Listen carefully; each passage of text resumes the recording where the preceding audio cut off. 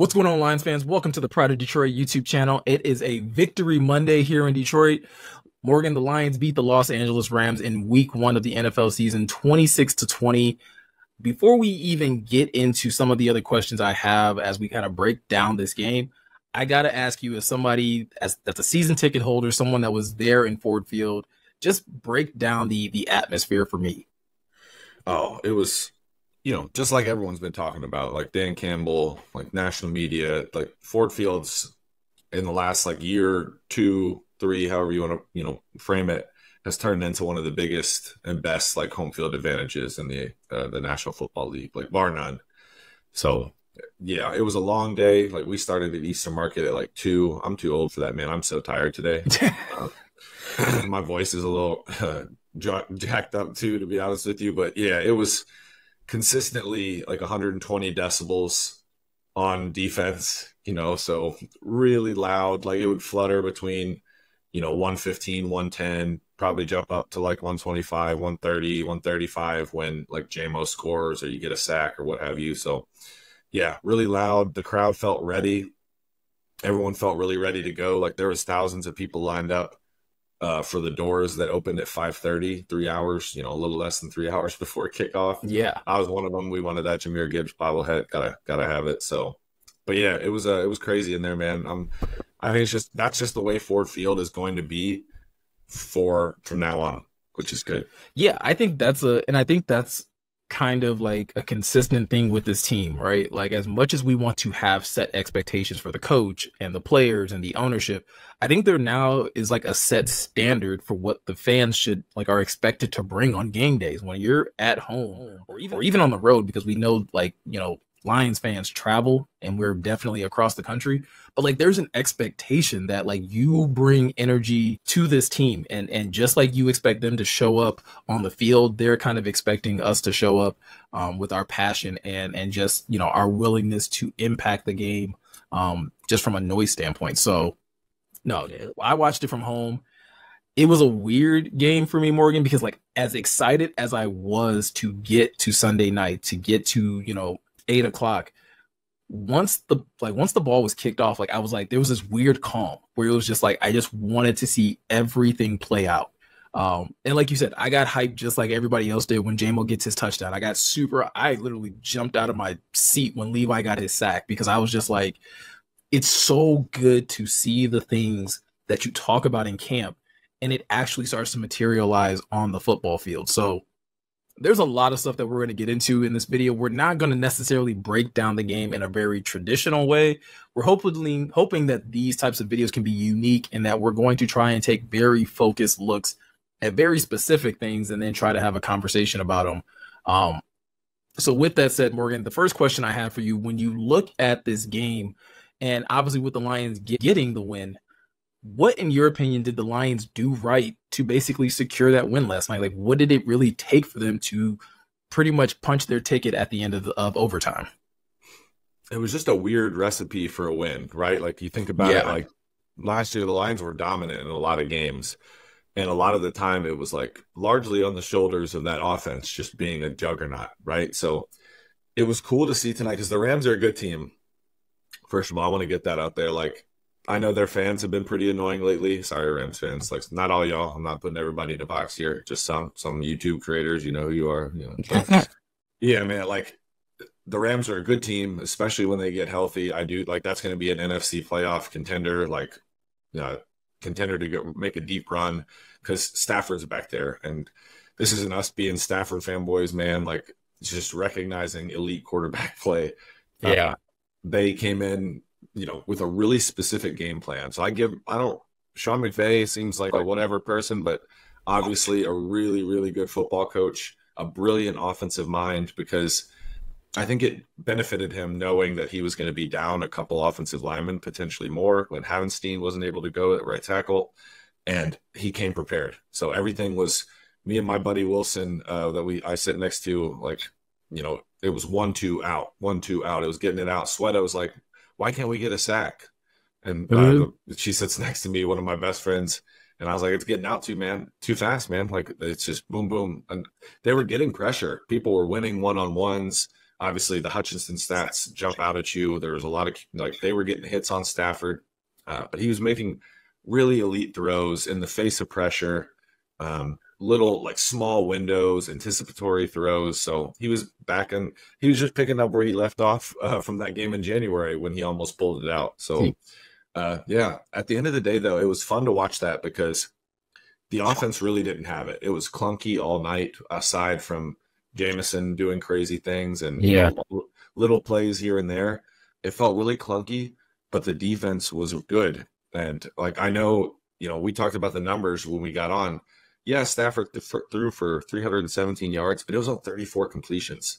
That's, 6.5 yards per attempt. Like they were just, dinking and dunking it. And I think that was very specific because, again, McVay knew he had to get the ball out quickly because that O-line was going to be a turnstile, especially on the edges. We saw that all night. Hutchinson was living in that backfield. Yep.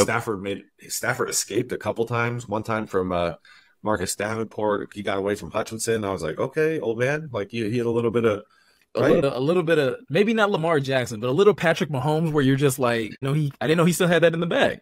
No, I was like, okay, he did it a couple times because I was like, they had him dead to rights. Like I thought they probably should have had 2 or 3 more sacks at the low end. Yeah, but Stafford made good plays. But yeah, it was cool to just see the Lions make enough plays because they clearly didn't have their best game. But they figured it out, man. They were in it the whole time.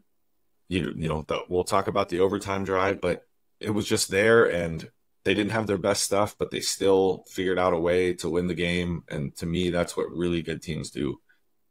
Even against a good team like the Rams. The Rams are a good team. Yeah. It's not like it was some bad opponent that they're like, oh, the Lions still won because the Rams, like Dan Campbell said, the Rams gave them everything they possibly could.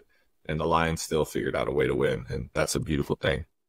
And I think that for me is like the key to like why they were able to pull this game out, right? Is that they have ascended to that level. And I got to give you credit because I think you said this first in Slack as well. Like they have ascended to that level where they're a good enough team to overcome bad play or mediocre play. And throughout this game, while there were moments of, like you said, J-Mo having splash plays, Aiden or Levi or Anzalone making plays here and there on the defensive side, there was enough things going right. But at the same time, like as a fan, you also knew this is not the standard of which they normally play. Amon-Ra was very quiet. Sam Laporta only had a couple catches here or there, some timely ones, but again, not the same thing that we're typically expecting. Jameer was a little quieter than what we're used to seeing, but again, the talent on this team, I think, has ascended to such a level to where even their mediocre play is still good enough to beat, average teams that, or at least average in the sense that the Rams had a lot of injuries. They were not at full strength. So a team like this version of the Rams, that mediocre play can win you games. You can everyone has been here before in Detroit as far as they've seen worse things. So this whole idea of like, no, we're just going to ride the wave and reaching back to Hard Knocks when Dan Campbell talks about like pulling you to the deep end, like they very much have that mentality as a roster of, listen, we're just going to weather the storm. We're going to keep fighting and keep pushing and keep pushing. And by the end of this, whether it's regulation or overtime, we will be the last one standing because we're just made of the right stuff. And I think that's what, for me at least, that's kind of the difference and what really helped them pull out a win last night. Yeah, and I love that you use the deep end analogy because like that game really perfectly like encapsulated it, right? Like you were getting beat up a little bit, but then inevitably they were just too tired and you're too good and too strong. And that's what that last drive was, man. That was just simply, we are more talented. And listen, the Rams front, we were very complimentary of the Rams defensive line before that game. And so it's not, don't get it twisted, man. The Rams have some players on defense. That's why that last series was so impressive, right? It's not like the Aiden Hutchinson was just blowing by their third string left tackle. Like, no, that's not what that was. They have some players in there, and those dudes were getting bullied with a capital B. And again, it goes back to what you were saying earlier about the Rams. And again, I really do want to be complimentary because I do think like this team, I'm right there with you. I think this team is very good. And we kind of said this in our preview.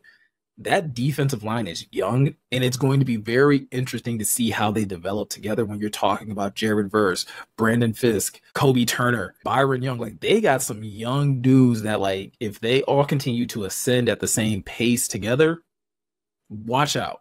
But I think that level of inexperience showed itself in overtime, right? And Dan basically was like, no, we have the horses. Like, they don't know what it's like to play in an NFL overtime game, right? Like, so let's just pound the rock and see if they can stop it. And I just think, like, that's inexperience that kind of more so showed itself in that moment. Yes, Detroit imposing their will, but you think about it. Veteran offensive line, veteran running back going up against first and second year defensive linemen. Like, it's going to break your way, or at least it should. Not saying it's going to, but it should break your way. Yeah, and they had bright moments. You know, Verse beat Decker for his sack. That was a nice move. Yeah. And then he was having trouble anchoring against Panay Sewell, which everyone else does too, brother. You're not alone there. So, and then Kobe Turner was getting bodied. He was getting the Frank Ragnow treatment. He was getting worked. Yeah, Frank feeling good, man. And yeah, like, that's what it boiled down to. The Lions have all pros, and sometimes football is a very intricate, complex game, and other times it's my guy's better than you. Like that last, I'm doing the last series right now in overtime. I clipped all those. It was 8 plays, and I can't wait to. I'm just gonna write like a little short, like a write up for prideofdetroit.com. So definitely check that out. And they were just resetting the line of scrimmage, man. Like the 1 yard touchdown run, they caved in the whole right side of the line. They made it look easy, bro. Like, way too easy. And McVay called a timeout just so they would have a second to breathe, and they still got caved in. And I was like, still didn't matter. But yeah, that's sometimes that's what it boils down to. And I'm give Ben Johnson and Dan Campbell and them credit, because like, let's not be cute right now. Like, let's just get a dub and go to sleep, because everyone was tired. Yeah, and we'll get back to that in a minute, because I do think there's a question that I have on here that I think really does lend itself to what you were just saying about them maybe getting a little too cute at moments. But like we were talking about earlier, this Lions team is definitely more talented, and a lot of their young talent and veteran talent are all ascending at the right moment. And in that game, a lot of players showed it off. When you look back on that game, who would you have to call out as your standout player? I mean, I'm going to probably, like, it would be tough. I would say the offensive line as a whole there at the end, but I would say Monty. I think we got to go Monty. I know J-Mo made a bunch of splash plays, but the passing game was just so inconsistent and clunky. It just felt like, you know, there was rust on it, and they need some WD-40 and like some movement, and everything will be copacetic moving forward. But yeah, Monty, man, setting the tone. There was a weird time, and I need to go back and look at the snap logs, but I feel like he was gone for like 4 or 5 series. Like, and I love Jameer, but I was like, where is Montgomery? So, you know, you're not wrong. Like, Monty didn't play, I believe it's like most of the fourth quarter. Like, he took a couple snaps. His last snap before overtime, I believe, was in the third quarter at like the 12-minute mark.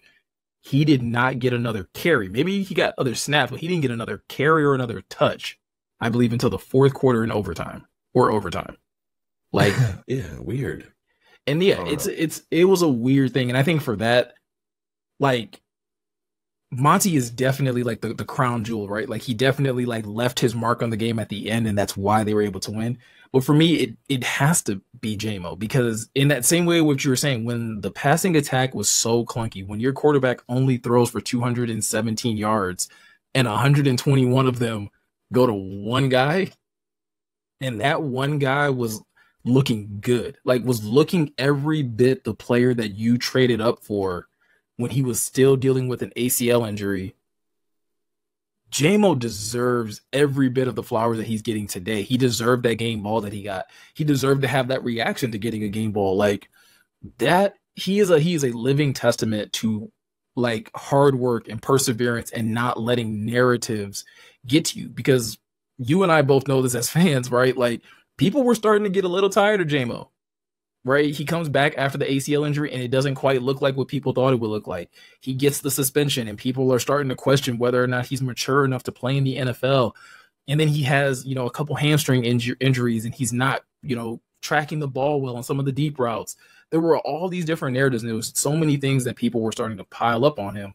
For him to have a game like this, where yes, he has the double move that he beats Tre'Davious White for to get the touchdown, but just like you and I talked about last year, some of the most impressive things that JMO does is in the short yardage space, where he's catching a crossing route and watching him get vertical and be able to make plays in that way. And so, in a game where Amon-Ra St. Brown isn't featured as much as we're used to seeing, like I said, and Sam Laporta isn't quite making his impact, Jameson Williams carried the load for this offense in the passing attack, and it's something else that's going to put the rest of the league on notice of like, hey, we can't just focus on Saint, because that dude number 9 will literally take over a game by himself. Yeah, I love that he put this on tape week 1, because if I'm Tampa Bay prepping for this game, I'm like, man, this is not good, because now the Lions have the speed to stretch a defense both vertically and horizontally, like we saw last night. When he catches those drags and just turns it up and starts erasing angles like he did at Bama, like making other world-class athletes look like they're moving in mud, that's when you're like, oh my God, man. There was one play that he did that on where I feel like the safety just like saw him start to accelerate and was just like, bro, this ain't even worth it. Like, no. And he took a good angle. I like it, because you have to start like, oh my God, I just have to beat him to the sideline, because at this point, I'm not going to get like, once he starts striding, it's really, really impressive, especially in person. I love watching him run. He was about to do on his touchdown. He was going to do, I want to say it was. He was about to do another Superman dive. Yeah. He was absolutely about to do another Superman dive, and Tre'Davious White clipped him at just the right moment.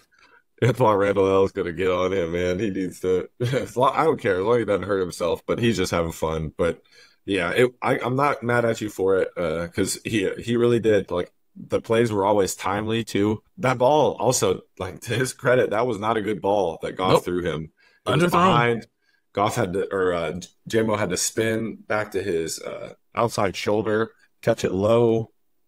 So it's not that wasn't easy. No, but and again, it's a maturation of his game, right? These are things that we were questioning him about before. Like, he's not turning the right way, or he's not, he doesn't seem to be able to track the ball well. Like, for him to do that on those types of plays, and yeah, they missed on some other big connections where JMO probably could have had 2 or 3 touchdowns in this game that were just, again, mistimed or just overthrows or things of that nature. But it's a like you said, it's so good to see him do it in week 1, because I think it does. It puts everyone else on notice, because everyone knows about St. Brown and him being a top 5 wide receiver. Everyone knows about Sam Laporta being a top 3, top 2, possibly tight end in the NFL. And now you're going to have to worry about this kid named Jameson Williams. And it's like, you and I were talking a lot this offseason about like, hey, how do you replace the Josh Reynolds production? It might just be JMO. Like, it's just JMO. Yeah, different players, but like, it has a different effect on defenses, obviously.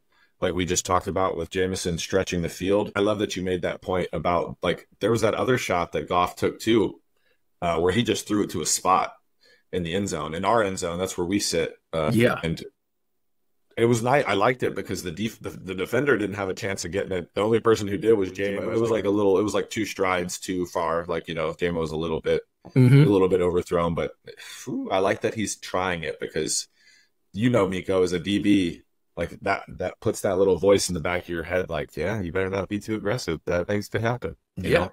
Absolutely. All right, man. So we talked about it a little bit earlier, and as much as I don't want to be considered a wet blanket, I don't want to be considered wet socks or any other type of wet type of garment at this moment, but we did talk about this game being close, and it was a little bit closer than I think most of us thought it would be. Not necessarily in score, because I think even looking at some of the POD scores, like, most of us had it within like 3 to 7 points. But when you looked at it on the field, Morgan, this was a much closer contest on the field than I think a lot of people expected to be.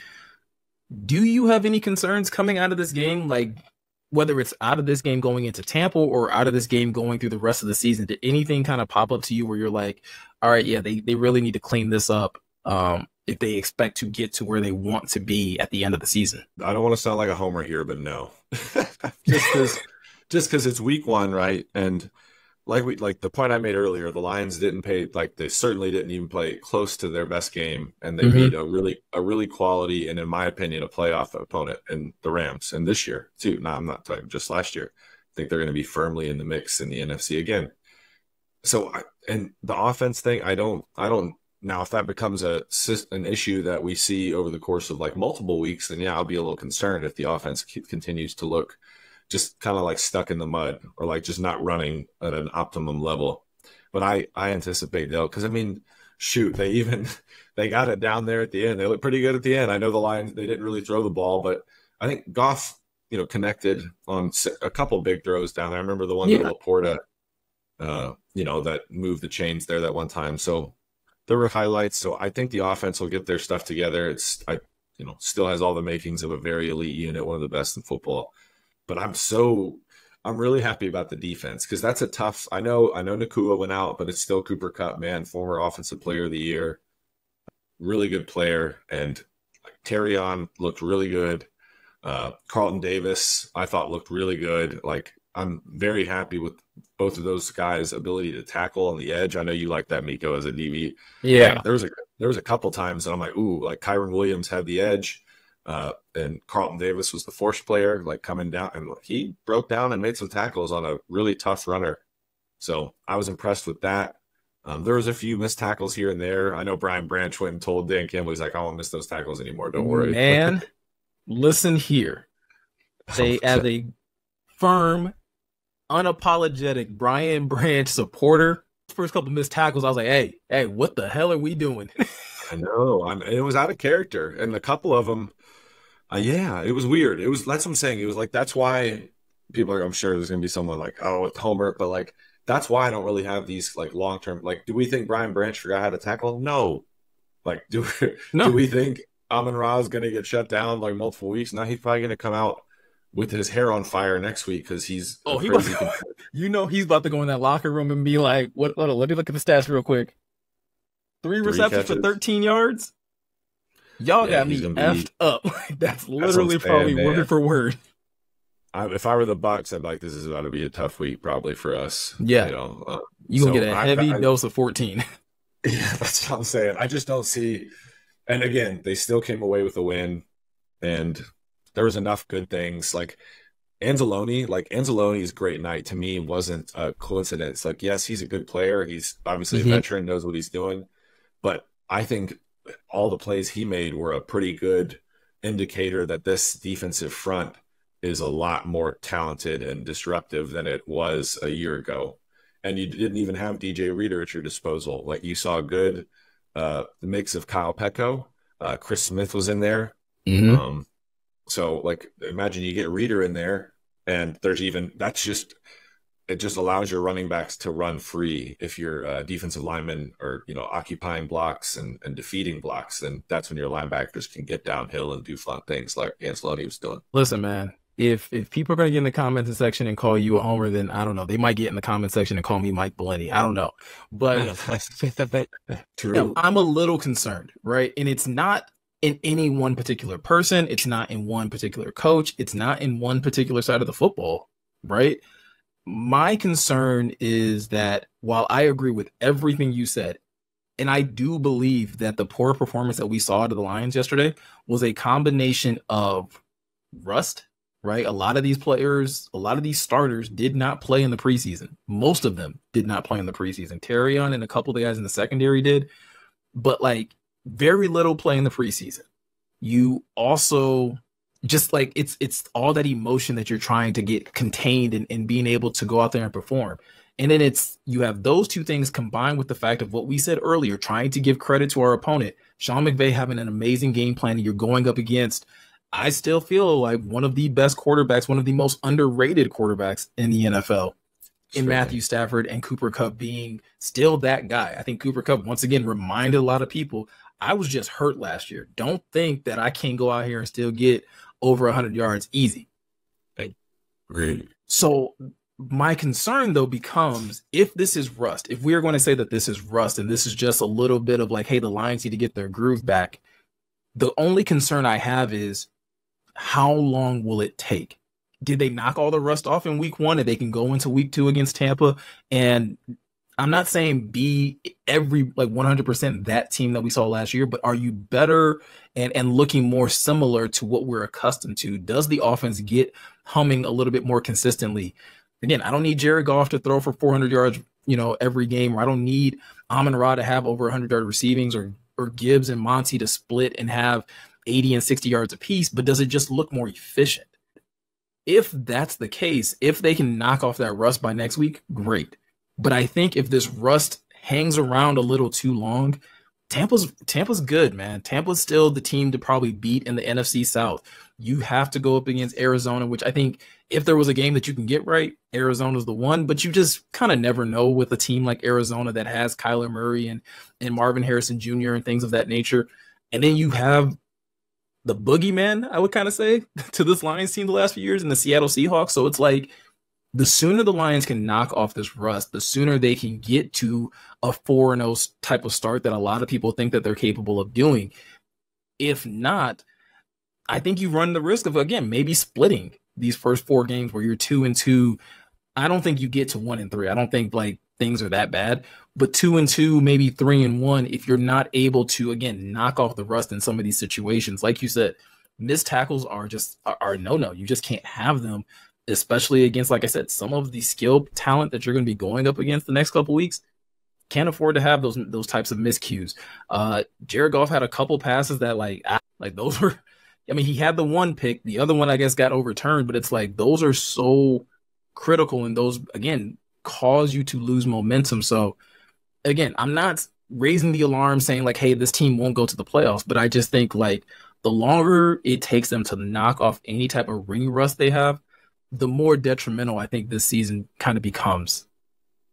Yeah, and I get it. Like, if I get, I'm just trying not to. The way I always look at week 1 and really like the most of September, to be honest with you, it's like Bill Belichick always has that saying, like the real football's played in like November, December, January. Mm-hmm. I think that's a little drastic, but like there are like, do I think, for instance, like the Saints are 37 points better than the Panthers? Like, no, not every day. Like they, I do. What was it?